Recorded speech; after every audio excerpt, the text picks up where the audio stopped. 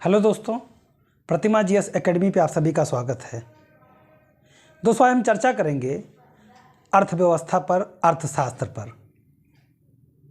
आप लोग लाइक करें, शेयर करें। जिन दोस्तों ने अभी तक हमारे चैनल को सब्सक्राइब नहीं किया है वो सब्सक्राइब कर लें। एकदम नए सिरे से, शुरुआत से नया सब्जेक्ट है। आप लोगों को बहुत अच्छा लगेगा और आपके लिए, आपके एग्ज़ाम के लिए ये बहुत उपयोगी होने वाला है। अर्थशास्त्र क्या होता है? अर्थशास्त्र किस प्रकार के अध्ययन स्वरूप प्रयोग किया जाता है? तो साथियों, अर्थशास्त्र हमारे जीवन का नित्य प्रतिदिन प्रयोग किया जाने वाला एक गतिविधि है। जैसे अर्थशास्त्र साफ साफ लिखा है, पैसों का अध्ययन। पैसों का अध्ययन, मुद्रा का अध्ययन। लेकिन क्या यह कंप्लीट प्रोसीजर है? अर्थशास्त्र क्या? यहां पे प्रश्न आता है, क्या? किसका अर्थशास्त्र? तो यहां पे आता है कि मुद्रा का अध्ययन। मुद्रा का अध्ययन करते हैं, अर्थशास्त्र कहते हैं। ठीक है, लेकिन किसका मुद्रा का अध्ययन? तो एक शब्द निकलता है,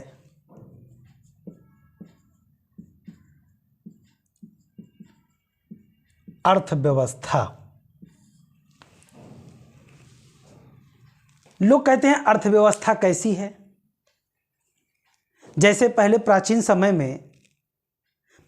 नहीं, आज के हो सकता है हम लोगों के पहले की पीढ़ियों में ज़्यादातर ये देखा जाता था कि लोग देखते थे कि इनके घर में कुछ खाया जाता है या नहीं खाया जाता है, तो नालियों से देख लेते थे कि यदि नाली में पानी ज़्यादा है, नाली गीली है, घर से बारिश ना हो, पानी निकलता रहे, तो लोग तो खाने पीने वाले घर के लोग हैं और इसको महसूस करते हैं।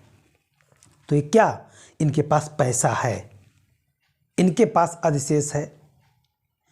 तो अर्थशास्त्र में अर्थव्यवस्था का स्थान होता है, लेकिन अर्थव्यवस्था भी अधूरा है।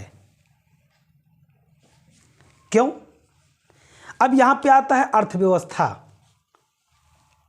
तो प्रश्न निकलता है किसकी?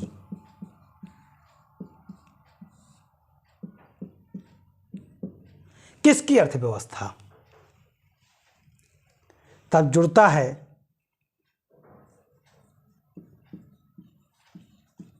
भारतीय अर्थव्यवस्था।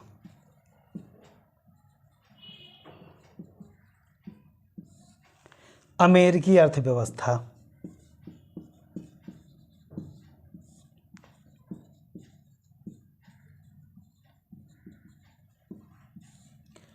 रूस की अर्थव्यवस्था,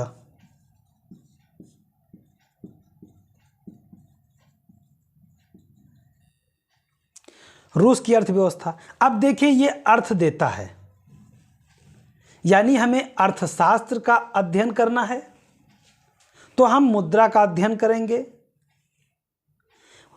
किसी विशेष समुदाय के आधार को ध्यान में रख करके अध्ययन करेंगे। लेकिन ये सही व्यवस्था नहीं है। सही व्यवस्था है अर्थव्यवस्था। सामान्य सी भाषा में लोग बोल देते हैं कि इस समय उस व्यक्ति की अर्थव्यवस्था डामाडोल है, या फलाना देश की अर्थव्यवस्था डामाडोल है। तो इससे क्या हुआ? एक विशेष व्यक्ति के नाम के साथ जब संबोधन हुआ, एक देश के साथ संबोधन हुआ, एक समुदाय के साथ संबोधन हुआ, तो क्लैरिटी आ गई कि अच्छा, जैसे इस समय पाकिस्तानी अर्थव्यवस्था गर्त में जा रही है, तो सीधे एक छवि बन गई कि हाँ, पाकिस्तान की अर्थव्यवस्था गर्त में जा रही है, पहुंच चुकी है। श्रीलंका की अर्थव्यवस्था अच्छी नहीं है, मिस्र की अर्थव्यवस्था अच्छी नहीं है। तो इससे सीधा क्लिक किया, अच्छा ये वहाँ का सब स्ट्रक्चर तैयार हो गया। तो अर्थव्यवस्था में ही जब तक अर्थव्यवस्था में किसी विशेष व्यक्ति, समुदाय, राज्य का नाम नहीं होगा, तब तक अर्थव्यवस्था के अर्थ नहीं निकलेगा। जैसे यहाँ पे अर्थव्यवस्था, किसकी अर्थव्यवस्था? भारत की अर्थव्यवस्था, अमेरिका की अर्थव्यवस्था। तो अब हम देखेंगे कि अगर अर्थव्यवस्था हुआ तो इसके पहले जब हम आज़ाद हुए, हमारा भारत आज़ाद हुआ, तब भारत की अर्थव्यवस्था की स्थिति क्या थी, और जब हम आज़ाद हुए उसके बाद की स्थिति क्या थी। तो भारत की अर्थव्यवस्था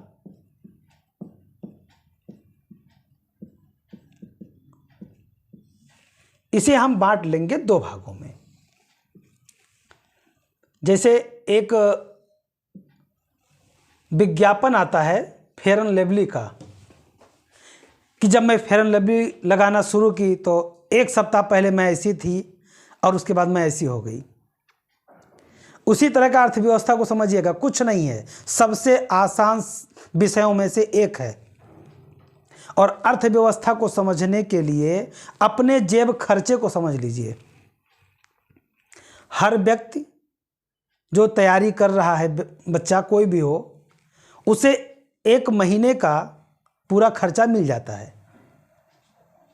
किसी को 10,000 मिल जाता है तो किसी को 15, किसी को 5, जैसा जिसकी स्थिति हो और जैसा रहने का स्थान हो, खर्चे का, उस हिसाब से उसको मिल जाता है।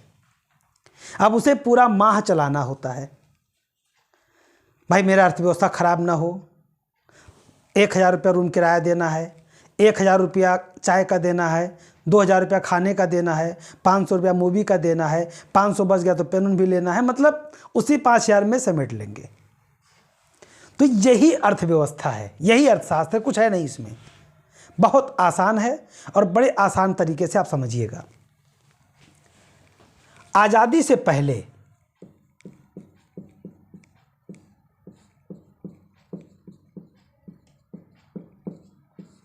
और आज़ादी से बाद,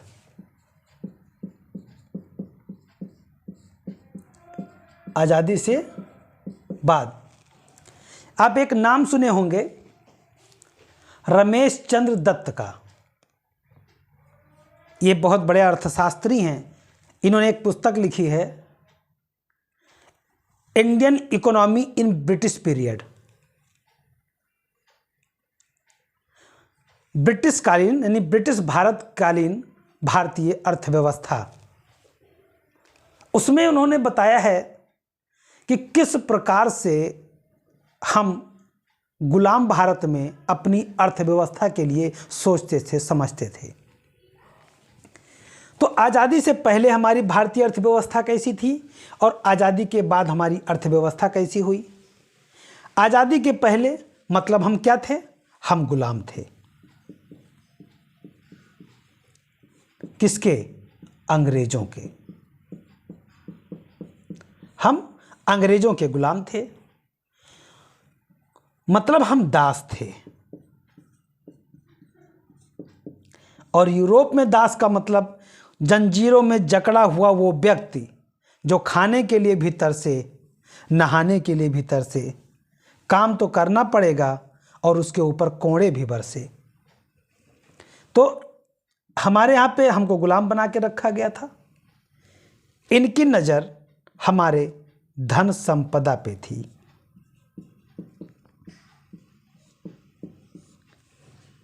भारत में 712 ईस्वी में जब मोहम्मद बिन कासिम ने आक्रमण किया, उसके पश्चात हमारे ऊपर आक्रमण होते रहे। आक्रमण उसके पहले भी हुए। शक, कुषाण, पहलो, होड़, ये सब लोग कौन थे? ये सब बाहरी ही तो थे, लेकिन ये आए और हमारे में ही समिट करके रह गए। ये पहुँचे, भारत आए जरूर, लेकिन भारत से सामान लूट करके बाहर नहीं ले गए, वो यहीं के बन करके रह गए और जो कमाए वो यहीं लगा दिए। तुर्क आए, तुर्क भी बाहर से आए, परंतु आकर के वो भी हमारे यहाँ के बके रह गए। गुलाम वंश हो, तुगलक वंश हो, लोदी वंश हो, सैयद वंश हो, खिलजी वंश हो, इन लोगों ने अपने अधिकारों के साथ, अपने कर्तव्यों के साथ, अपने कार्यों के साथ छीन झपेट कर लड़ाई करके जैसा भी किया, परंतु विकास जो भी किया या धन जो भी कमाया वो देश में ही रह गया, भारत में ही रह गया। लेकिन अंग्रेज बड़े धूर्त थे, मक्कार थे। ये क्या करते थे? ये आए तो थे व्यापार करने। ये कौन था? ये व्यापारी था।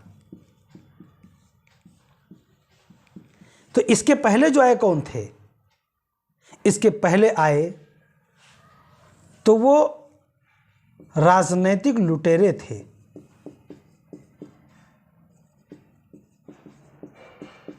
लुटेरे थे। इनके पास एक देश था, इनके पास देश नहीं होता था। आते थे, वहीं देश बना के यहीं रह जाते थे। ये धन लेकर जाते कहाँ? ब्रिटेन में।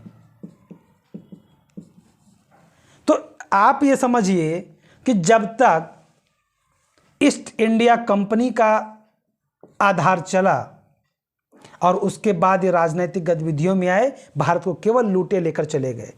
उसके पहले के जो लोग हमारे यहाँ आए, यहाँ के राजा बने, बादशाह बने, शासक बने, यहाँ के यही विकास किए, उन लोगों ने अलग अलग किले बनवाए और सारे कार्य किए।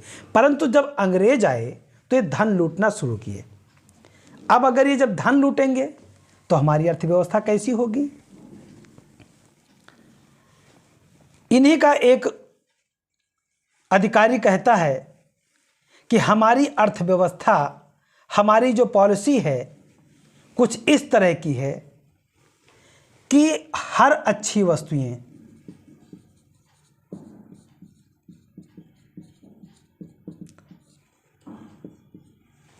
गंगा नदी के तट से, उन्होंने कहा हमारी अर्थव्यवस्था स्पंज की तरह कार्य करती हैं। स्पंज की तरह कार्य करती हैं, जैसे सोखता होता है। पहले जब छोटे थे हम लोग तो स्याही जब गिर जाता था सोखता रहता, सुखाने के लिए सोख लेता था। तो ये वही कह रहे हैं कि एक स्पंज की तरह कार्य करती है और हर अच्छी वस्तुएं गंगा नदी के तट से सोख लेती है और टेम्स नदी के तट पर जा करके गिरा देती है। ये टेम्स नदी के किनारे ही लंदन बसा हुआ है, तो ये वही शब्द कहते हैं। मतलब कि यहाँ से धन ले जा करके वो वहाँ लुटाते थे, वहाँ गिराते थे। इसे समझा किसने? इसको समझने वाले ब्रिटिश पीरियड के समय में हमारी अर्थव्यवस्था को समझने वाले कौन कौन व्यक्ति थे?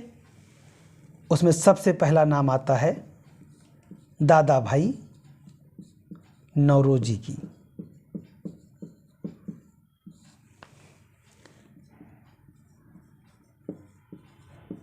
रमेश चंद्र दत्त, इन्हीं को बोला जाता है आरसी दत्त। इन्होंने ही पुस्तक लिखी है Indian economy in British period.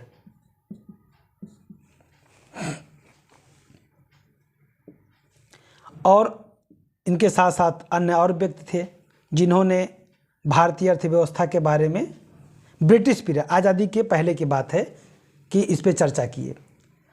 दादा भाई नौरोजी इंग्लैंड डेप्ट टू इंडिया एक लेख है।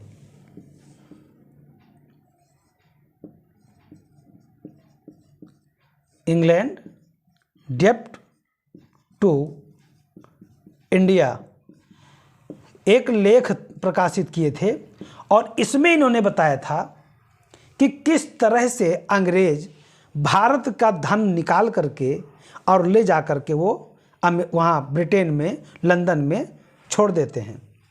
आरसी दत्त भी यही बताते हैं। लेकिन सबसे ज़्यादा व्याख्यायित किया है आरसी दत्त ने ब्रिटिश इकोनॉमी को। जो भारत की अर्थव्यवस्था ब्रिटिश पीरियड में रहा है, रमेश चंद्र दत्त साहब ने बताया है। तो था क्या, किस तरह की अर्थव्यवस्था थी हमारी? तो अर्थव्यवस्था थी शोषणकारी।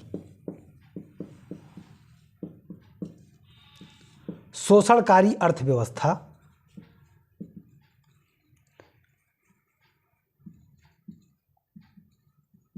थी।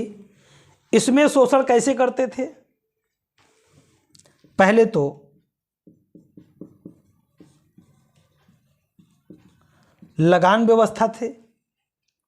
लगान व्यवस्था से कैसे? तो कृषि पद्धतियों में कृषि कार्य करने वाले, जो कि भारत में लगभग 80% से ज़्यादा लोग किसानी पर निर्भर करते थे, तो उनके ऊपर लगान लगाया। तो लगान कौन कौन सी लगाए? स्थायी बंदोबस्त,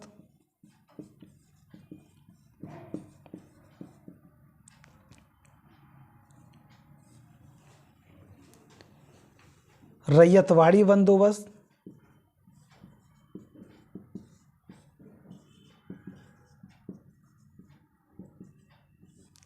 और महालवाड़ी बंदोबस्त।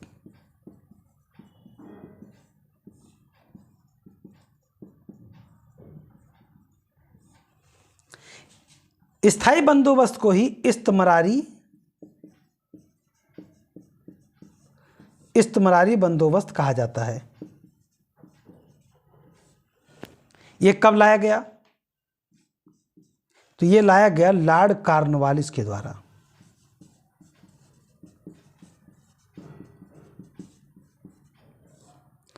लॉर्ड कॉर्नवालिस के द्वारा लाया गया 1793 में।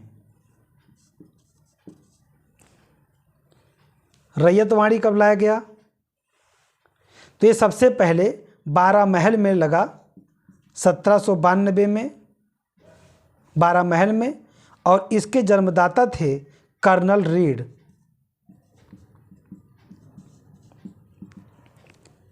और महालवाड़ी व्यवस्था 1801 में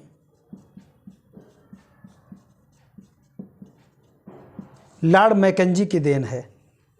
यह टोटल भारत के 19% भाग पे लगा था। ये टोटल भारत के 51% भाग पे लगा था, और ये टोटल भारत के 30% भाग पे लगा था। इसके माध्यम में बीच में जमींदार थे। इसमें सीधा किसान से लिया जाता था, और इसके माध्यम पूरा गांव होता था।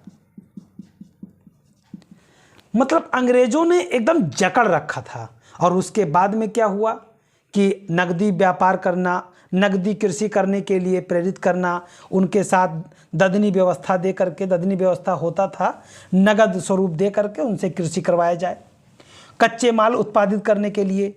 उसके बाद रेलवे आया। रेलवे के विकास से यहाँ से कच्चे धन वापस लेकर जाने लगे। यानी कि ब्रिटिश भारत के समय में जितनी गतिविधियां हो सकती थीं, शोषणकारी गतिविधियों के रूप में अर्थव्यवस्था चलता रहा। अंत में जैसे तैसे करके हमारे स्वतंत्रता संग्राम के सेनानियों के द्वारा, हमारे युवाओं के द्वारा, हमारे पूर्वजों के द्वारा संघर्ष करके हमें आज़ादी मिल गई। 15 अगस्त 1947 को हम आज़ाद हो गए और इनका पलड़ा ख़त्म किए। हम आ गए, भैया ठीक है तुम लोग जाओ, अब हम आते हैं आज़ादी के बाद में, हम अपना देख लेंगे, तुम बहुत लूटे, निकल लो। अब हम आज़ाद हो गए। तो आज़ादी के बाद में हमारी अर्थव्यवस्था कैसी थी?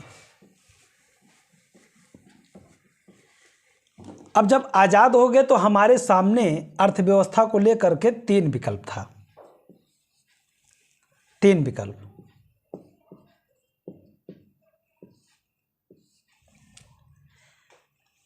पहला विकल्प तो ये था कि मैं पूंजीवादी अर्थव्यवस्था को अपना लूं।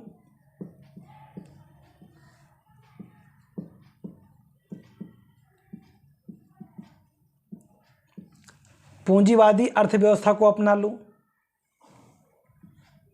दूसरा विकल्प था कि मैं समाजवादी अर्थव्यवस्था को अपना लूं।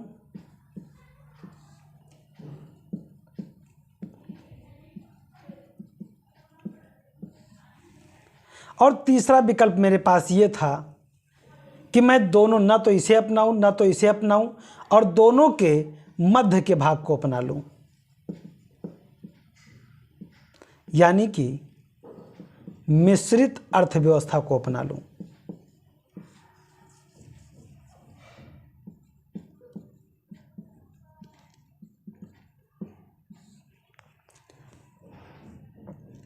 मेरे पास ये 3 विकल्प थे। इन 3 विकल्प में से मुझे एक अपनाना था। अब साथियों, जिस समय हमें आज़ादी मिला उस समय हमारी 86% जो जनता थी वो पढ़ी लिखी नहीं थी। गांव में काम करने वाले, खेतों में काम करने वाले, और साथ ही साथ इतने लंबे समय तक हम गुलाम थे, हमको कोई अवसर भी नहीं मिलता था, तो हम खेती करते थे और या तो फिर भगवान भरोसे रहते थे। हमारे लिए न तो कोई विकास किया जाता था, न कोई उद्योग लगाया जाता था। हमारे लिए कोई यूनिवर्सिटी नहीं होती थी। बड़े घरानों के लोग लंदन जाके पढ़ लेते थे, वो एकदम चुने घर के थे। फिर इनके लिए होता क्या? आज़ादी मिल गई, सबको खुशियां थी, हम आज़ाद हो गए। किस बेस पे हो गए? किसका उत्तरदायित्व है? कांट महोदय, इमैनुअल कांट हैं, उन्होंने सोशल कॉन्ट्रैक्ट करके, रूसो व्यक्ति हैं, ये विचारधारा के लोग हैं। इमैनुअल कांट, रूसो, मार्क्स, ये इन लोग इत्यादि, इन लोगों का मानना था कि एक देश की जिम्मेदारी होती है कि वो अपने देश की जनता के हितों की सुरक्षा करे। भारत को एक लंबे समय के शोषण के पश्चात मुक्ति मिला था। गरीबी, बदहाली, अकाल, इन सभी का दौर देखने को मिल रहा था और हमारी लगभग 36 करोड़ की जनसंख्या थी। मात्र 14% लोग साक्षर थे। साक्षर का मतलब होता है कि नाम लिख सकते हों। उन्हीं 14% में से कुछ लोग हायर एजुकेटेड होते थे और कुछ लोग केवल नाम मात्र लिखना जानते थे। तो ऐसे देश के लिए कैसी अर्थव्यवस्था को चुनना चाहिए? ये हमारे जो नेता थे, हमारे आज़ाद भारत के जो स्तंभकार थे, उन लोगों के सामने एक चुनौती था। तो हम ये देखेंगे कि इन तीनों की विशेषताएं क्या हैं, हमें क्यों और किस लिए और किस उद्देश्य के साथ कैसी अर्थव्यवस्था अपनानी चाहिए थी और भारत ने क्या किया। पूंजीवादी अर्थव्यवस्था को हम पहले लेते हैं। पूंजीवादी अर्थव्यवस्था को कहा जाता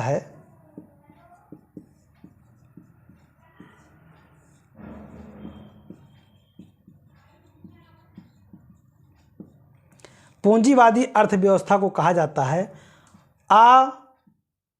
हस्तक्षेप की अर्थव्यवस्था। मतलब पूंजीवादी जो अर्थव्यवस्था है, इसमें सरकार का उत्तरदायित्व नहीं होता है। सरकार का उत्तरदायित्व नहीं होता है।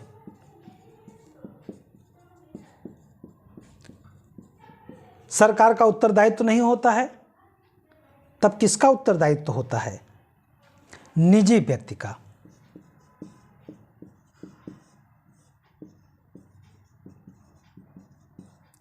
निजी व्यक्ति का उत्तरदायित्व होता है और निजी व्यक्ति अपना पूंजी लगाता है, लाभ कमाता है और मांग एवं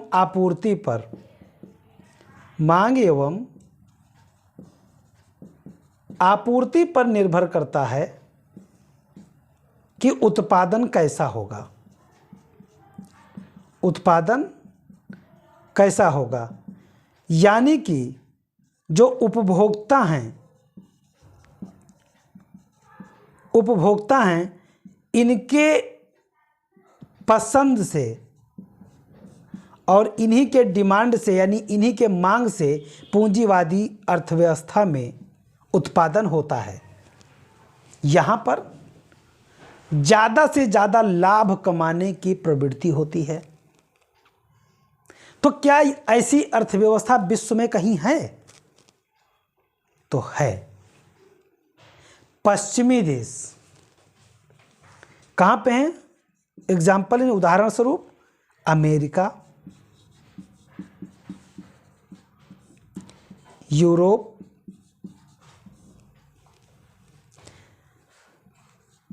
आदि। यानी अमेरिका, यूरोप में यहाँ सब कहीं पूंजीवादी अर्थव्यवस्था को अपनाया गया। इसमें क्या होता?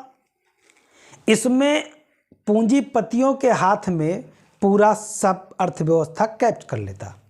मतलब तो गरीबों का क्या होगा? गरीब कहाँ जाएंगे?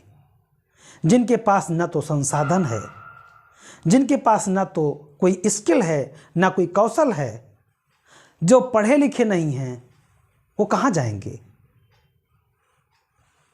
तो भारत ने कहा नहीं नहीं नहीं, हम ये नहीं अपनाएंगे।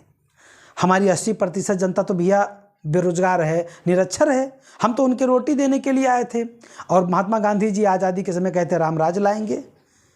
तो जब पूंजीवादी अर्थव्यवस्था बन जाएगा, अमीरों का बोलबाला होगा, जिसके पास पैसा होगा वो खरीद सकेंगे, तो गरीबी को झेलने वाले लोग कब विशेषता कहाँ जाएगा? उनको रोटी कैसे मिलेगा? और सरकार का उत्तरदायित्व तो पूंजीवादी अर्थव्यवस्था में नहीं होता है, तो इसके लिए रिस्पॉन्सिबल कौन होगा?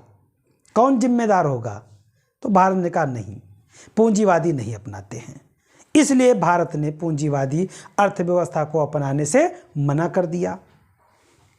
तो जब भारत ने पूंजीवादी अर्थव्यवस्था को अपनाने से मना किया, तो क्या समाजवादी को अपना लिया? समाजवादी क्या था भाई? यदि हम पूंजीपतियों को ध्यान में रख करके नहीं चलना चाहते, गरीबों को ध्यान में रखकर चलना चाहते, तो गरीबों के बारे में कार्ल मार्क्स ने कहा है कि सर्वहारा वर्ग को खोने के लिए कुछ नहीं होता सिवाय पाने के। यानी अपने हक के लिए वो लड़ें और कुछ ना कुछ वो जरूर पाएंगे। तो समाजवादी अर्थव्यवस्था को ले लिया जाए।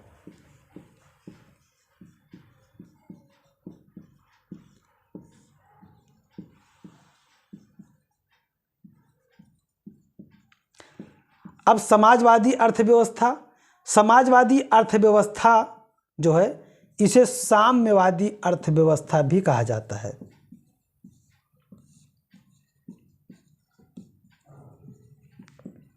इसमें एक थोड़ा सा बेसिक अंतर है, जबकि मैं भी बताऊंगा। बेसिकली जो है, जब इसको एक्सप्लेन किया जाता है तो दोनों को एक में ही मान लिया जाता है।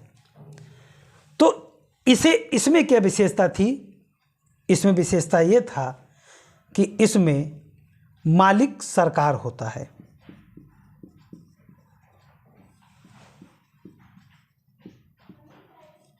मालिक सरकार होता है और सभी जनता बराबर का हक होता है। यहां पे किसी के पास सरप्लस नहीं होगा, सभी के पास बराबर का जमीन होगा, बराबर का खाना पानी, घर दौलत, सब कुछ बराबर का होगा। तो समाजवादी साम्यवादी में अंतर क्या है? समाजवादी में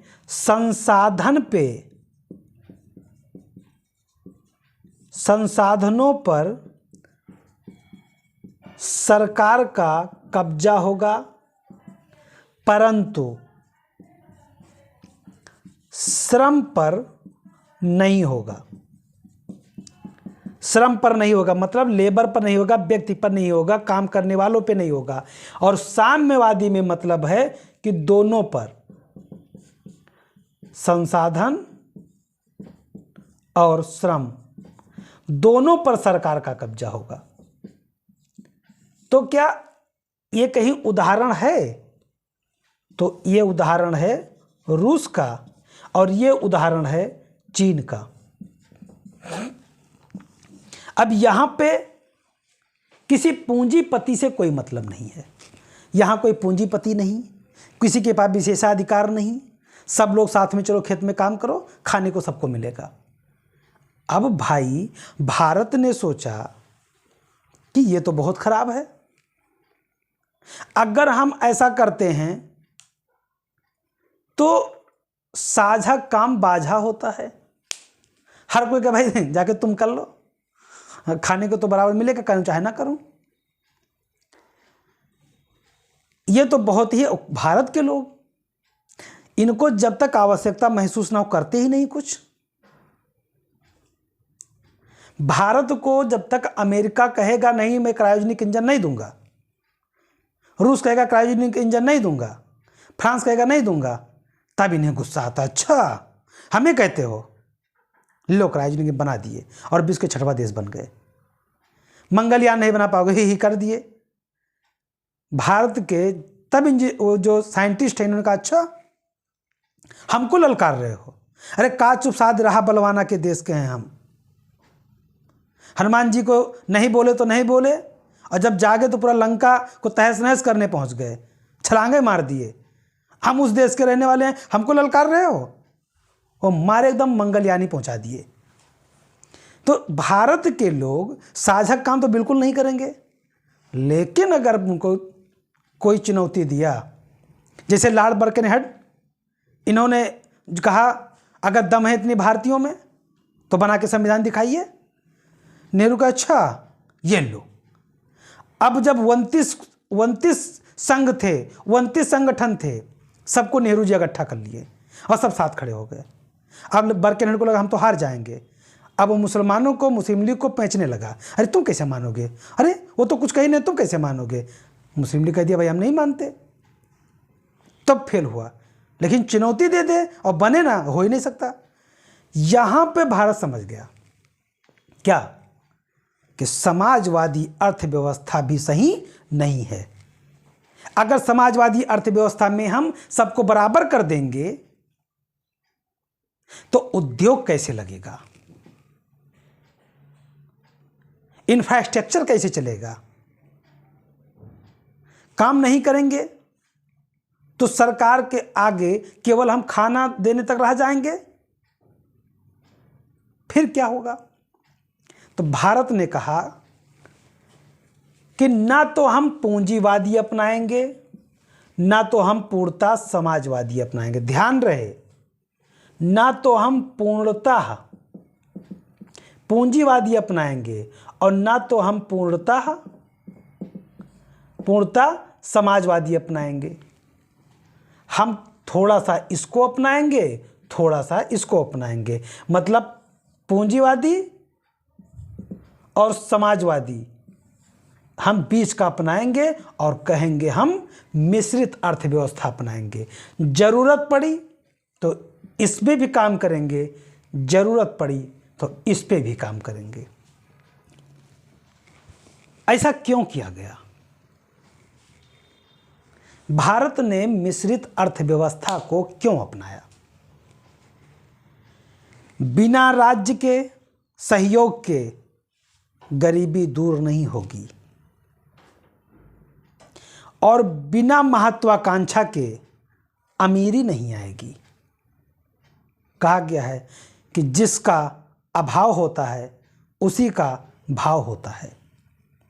आप जिसको बहुत चाहते हो तो अगर उसका डर लगता है कि ये खो जाएगा तो दुनिया का सबसे बड़ा डर होता है। और जिसको तुम नफरत करते हो, भाड़ में जाए, फर्क ही नहीं पड़ता क्या होगा। अगर आपको लगे कि हम दिन भर काम करेंगे तब भी मुझे मिलना 1 ही किलो है और नहीं करेंगे तब भी मिलना 1 किलो है, तो हम काम क्यों करेंगे? नहीं करेंगे। ये मानव प्रवृत्ति है, काम नहीं करना चाहता। अगर पेट ना होता तो भेंट ही नहीं होता किसी से। 2 वक्त की रोटी कमाने के लिए घर भी छोड़ा, दरवाज़ा भी छोड़ा, दरबार भी छोड़ा, आगे चलकर ज़िंदगी भी छोड़ा। पूरी ज़िंदगी बीत गई 2 वक्त की रोटी कमाने में। लेकिन जहां महत्वाकांक्षा है, यदि आपको ये लगता है कि मैं जो काम करूंगा, मैं जो विकास करूंगा, वो हमारा या हमारे पुत्र या हमारे पुत्र के पुत्र को प्राप्त होगा, फिर देख लो, हिम्मत है किसी को कि रोक दे पिताजी को? 62 के उम्र में भी खेत पे हल लेकर पहुंच जाते हैं, 60 के उम्र में भी, 70 के उम्र में भी ऑफिस पहुंच जाते हैं, रिटायरमेंट के बाद भी कहते हैं खाली बेटा बैठ के क्या करेंगे, लो परचून दुकानें खोल ली, क्योंकि वो उनका होता है। अगर ये होता नहीं, हम अब कर चुके, अब हम नहीं भी काम करेंगे तब भी 2 किलो मिलेगा, सरकार देगी, और काम करेंगे तब भी हमें 2 किलो ही मिलेगा। तो कहेंगे ये 60 साल कर लिए, अब नहीं करेंगे, तुम लोग जानो। तो भारत बड़ा चालाक है, होशियार बहुत है भारत। अब जैसे हम जैसे लोग होशियार हैं, तो भारत तो भाई इतना बड़ा देश है, हम ही लोगों से न बन करके बनाया भारत, वो भी होशियार है। कहा मिश्रित बनाएंगे, चलो तुम काम करो, विकास करो, तुम्हारा होगा, जरूरत पड़ी तो हम सब्सिडी भी देंगे, हम सहायता भी देंगे, और अगर तुम्हारे साथ कोई बदतमीजी करता है तो उसको जेल में भी डालेंगे। हमारे यहां पे अपनाया गया मिश्रित अर्थव्यवस्था, और सीख कैसे लिया गया? आगे चल करके रूस को और चीन को जब सलाह के रूप में भारत ने अपने मिश्रित अर्थव्यवस्था के तरफ कदम बढ़ाया, तो पश्चिम देश वाले भी चाहते थे कि भारत में पूंजीवादी अर्थव्यवस्था आ जाए, और रूस चाहता था, चीन चाहता था कि यहां साम्यवादी अर्थव्यवस्था आ जाए, क्योंकि दोनों पलड़ा एकदम खींच रहे थे। हम आज़ाद हो रहे थे और वो दोनों लोग अपने तरफ खींच रहे थे, भारत हमारे पलड़े में आ जाओ, उधर आ जाओ, क्योंकि पूरा विश्व 2 ध्रुव में बंट चुका था। एक ध्रुव जिसका नेतृत्व अमेरिका कर रहा था, और दूसरा ध्रुव जिसका नेतृत्व USSR कर रहा था, जो 90 में विघटन होकर के रूस के रूप में सामने आया। एक तरफ नाटो था तो दूसरे तरफ वारसा था। भारत ने कहा भैया मैं इसमें नहीं पड़ने वाला, बहुत लूट लिया तुम लोग, हम तुम्हारे साथ भी रहेंगे, हम तुम्हारे साथ भी रहेंगे। भारत ने कहा हम गुटनिरपेक्ष आंदोलन चलाएंगे, हम उनका नेतृत्व करेंगे, हम तीसरी दुनिया के बेताज बादशाह बन जाएंगे। चाइना को लगा ये क्या कर रहा है भाई, चाइना को भी लग गया कि तो अलग जा रहा है, तो चाइना को मजा ले, चाइना ने एक अलग प्रकार के भारत की छवि को देखा। भारत तो होशियार था, चाइना को लगा हम होशियार हैं, रूस को लगा हम होशियार हैं, और अमेरिका को लगा हम होशियार हैं। भारत ने कहा तुम लोग नहीं होशियार, होशियार हम हैं। कैसे? 1980 में चीन के पास में निवेश करने के लिए पैसे नहीं थे। क्यों? क्योंकि हर व्यक्ति श्रम भी इनके पास था, संसाधन भी इनके पास था, उतने लोग करते थे जितना खाते थे, पैसा बचाए नहीं। रूस में यही बात था कि भाई देखो हम तो ठीक है काम करने गए, 2 घंटा काम किए, खाने भर का वो लौट आए, क्या करोगे, कैसे कराओगे काम? तब इन सब को समझ में आया कि भाई ये काम नहीं कर रहे हैं, पूंजी का अभाव हो गया, धन के अभाव हो गया, पैसे नहीं हैं, निवेश कैसे करें? तब इन लोगों ने थोड़ी सी उदारता बरती और उसी कदम पे बढ़े जिस पर भारत आज़ादी के तुरंत बाद बढ़ गया था। थोड़ा सा पूंजीवादी, थोड़ा सा साम्यवादी, इन दोनों लोगों ने अपने में ले लिया। अब पश्चिमी देश क्या करते? वर्तमान की स्थिति जो है वो पूरा विश्व मिश्रित अर्थव्यवस्था का दीवाना हो गया है, लेकिन उत्पत्ति के रूप में देखा जाए तो समझदार तो भारत था ही, भारत ने पहले अपना लिया था। अमेरिका में अब पूरा जब भी कोई सम्मेलन होता है भाई सब्सिडी बंद करो, ये करो, वो करो, करते हैं। वहां भी देखने को मिलता है सहायकी के रूप में भी और समर्थन के रूप में भी। अब हमारा ना तो मैंने पूंजीवादी अर्थव्यवस्था को अपनाया, मैंने आपको समझा दिया, ना तो मैंने समाजवादी अर्थव्यवस्था को अपनाया, हमने अपनाया मिश्रित अर्थव्यवस्था को। तो भारत की अर्थव्यवस्था मिश्रित अर्थव्यवस्था के रूप में है। भारत की अर्थव्यवस्था है मिश्रित अर्थव्यवस्था।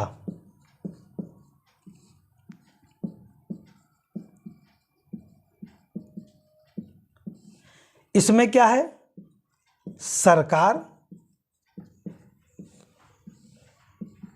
और निजी दोनों लोगों का संयुक्त प्रयास है।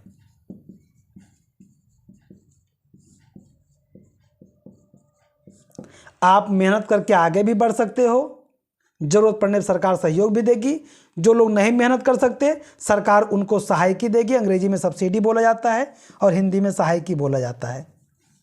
जैसे एग्जाम्पल के रूप में ऐसा सरकार क्या कर रही है, तो आप देख रहे हो सार्वजनिक वितरण प्रणाली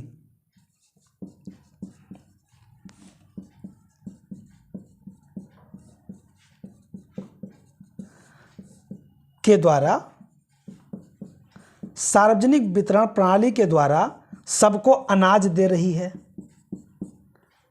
तेल दे रही है, राशन दे रही है, सब तमाम प्रकार की सुविधाएं सरकार दे रही है और निजी को भी आगे बढ़ने के लिए उद्योग लगाने का मौका दे रही है। तो दोस्तों, भारतीय अर्थव्यवस्था एक मिश्रित अर्थव्यवस्था के रूप में स्वीकार किया गया। मैं अपने क्लास में पे समाप्त करता हूं। इसके आगे अगली क्लास में बताया जाएगा। धन्यवाद। जय हिंद, जय भारत।